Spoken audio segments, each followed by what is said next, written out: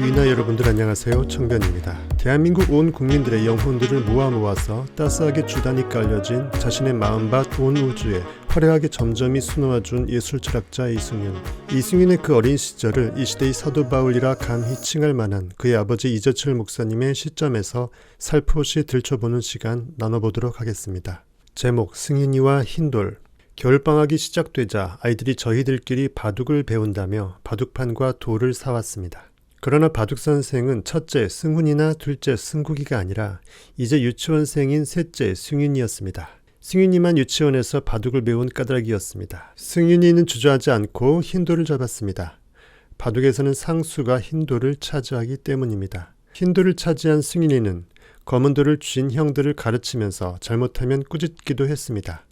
형들은 꼼짝없이 승윤이가 시키는 대로 할 수밖에 없었습니다.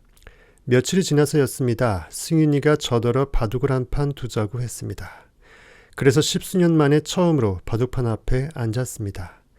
이를테면 아이들이 태어난 뒤 아이들과 첫 대국을 벌이는 역사적인 순간이었습니다. 제가 당연한 듯 흰돌을 잡으려 하자 승윤이가 제 손을 탁 치면서 흰돌통을 자기 앞으로 끌어갔습니다. 까닭을 묻자 승윤이가 서슴없이 대답했습니다. 제가 아빠보다 잘 두잖아요. 태어난 이래 아빠가 바둑 두는 모습을 한 번도 본 적이 없었기에 승윤이가 아빠의 바둑 실력을 형들 수준과 똑같이 생각한 것이었습니다. 저는 승윤이에게 만약 첫 판을 내가 이기면 흰돌을 되돌려 주겠다고 간신히 설득하여 흰돌을 받아들었습니다. 그리고 승윤이에게 24점을 미리 놓게 한 뒤에 부자지간이 첫 대국을 시작했습니다. 결과는 바둑판 위에 승윤이의 집은 단 한 집도 남아있지 않았습니다. 승윤이의 완패였습니다. 그 이후로 승윤이는 제 앞에서 다시는 흰돌을 잡으려 하지 않았습니다. 그리고 다른 아이들에게도 제가 바둑에 관한 한 경의의 대상이 되었습니다. 아빠는 천하무적의 기사였던 겁니다. 그런데 말입니다. 제가 우리 집 아이들 앞에서 천하무적의 기사로 군림한다고 해서 이창호 국수를 만나서도 굳이 제가 흰돌을 잡겠다고 나선다면 어떻게 되겠습니까? 그보다 더 꼴불견이 과연 있겠습니까? 그래서야 제 앞에서 흰돌을 차지하려던 승윤이와 무슨 차이가 있겠습니까? 하지만 어떻습니까? 우리는 하나님 앞에서 우리 자신이 흰돌을 잡겠다고 우기고 있진 않습니까? 우리 인생에 관한 한 우리 자신이 하나님보다 더 고수라는 어처구니 없는 자만심으로 말입니다. 그래서 우리 자신이 손으로 우리 인생판을 스스로 망가뜨리고 있지 않습니까? 우리 구독자 위나 여러분들 각자 나의 진정한 실체에 대해서 그동안 살아오면서 심각하게 고뇌하고서 진중하게 나는 누구이다 라며 정의 내려본 적 단 한 번이라도 있는가? 인간 각자 나는 시공간 3차원 현실에 갇힌 한낱 고깃덩어리 육체가 아니며 시공을 초월한 온 우주 무한대의 전체 집합 유, 존재의 의식, 절대자 신, 하나님을 아바 아버지라 부를 자격을 부여받은 성자 하나님으로서 예수 그리스도인 것이다. 신약성경 요한복음 1장에 태초에 말씀이 계시니라. 이 말씀이 하나님과 함께 계셨으니 이 말씀은 곧 하나님이시니라. 말씀이 육신이 되어 우리 가운데 거하심에 라고 표현되어 있다.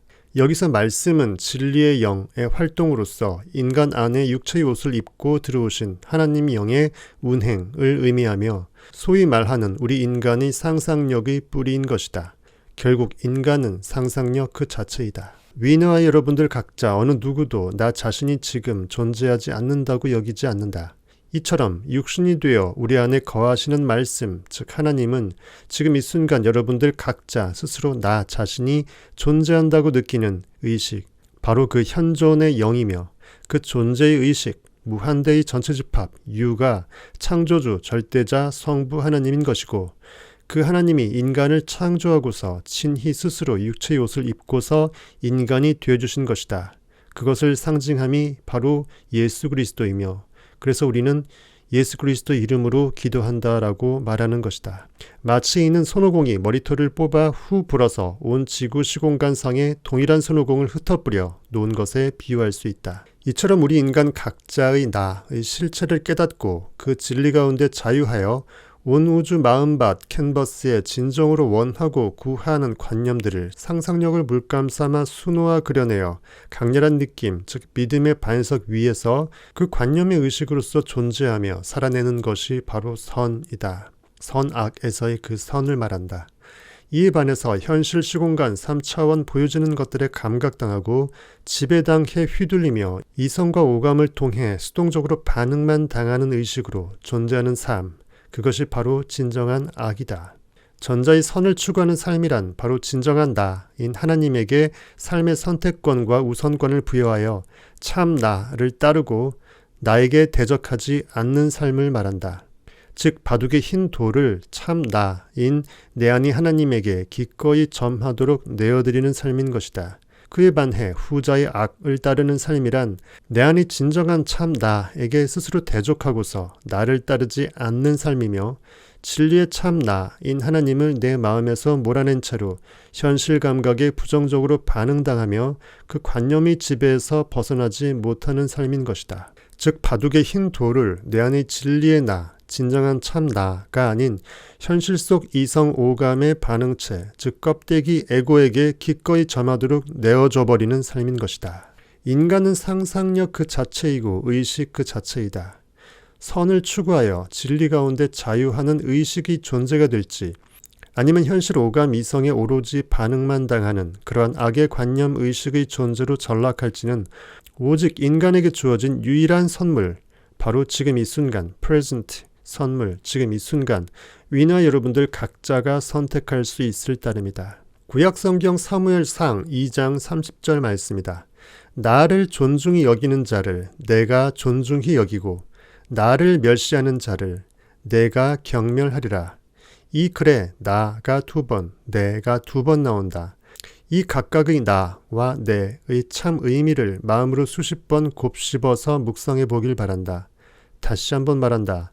나를 소중히 여기는 자를 내가 존중히 여기고 나를 멸시하는 자를 내가 경멸하리라.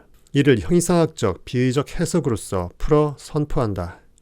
위나 여러분들 각자의 진정한 나, 참 나를 귀히 존중히 여기는 자를 바로 그 나와 동체이고 하나인 아바 아버지 절대자 신 하나님이 존중히 여겨주실 것이요. 진정한 나, 참 나를 스스로 대적하며 멸시하고 오히려 등을 돌리는 자를 하나님은 진리의 섭리에 의해서 채찍질 가할 수밖에 없다는 의미이다. 진정한 실체로서의 나를 따르지 않는 자는 실로 내 안의 절대 선, 절대 빛인 하나님을 대적하는 것이며 이는 결국 나 스스로 나 자신을 대적하는 자가 되는 것이다. 명심하길 바란다. 수백 번 묵상해도 부족함이 없는 구절이다. 나를 따르지 않는 자는 나를 대적하는 자이다. 나를 따르지 않는 자는 나를 대적하는 자이다. 이번 시간은 예술철학자 이승윤 어릴 적 바둑, 흰돌 이야기에 대해서 재미있게 나눠봤고요. 그리고 우리 각자의 진정한 참 나가 삶에서 흰돌을 점할 수 있도록 기꺼이 현실 속 우리 각자의 에고를 뒤로 물리는 진리의 길, 위너 여러분들이 지금 이 순간 선택하여 걷길 청변은 진심으로 기도합니다. 위바, 위너 여러분들 바이바이. 참 위너의 친구들, 근데 구독 버튼이 어디 있더라? 바이바이.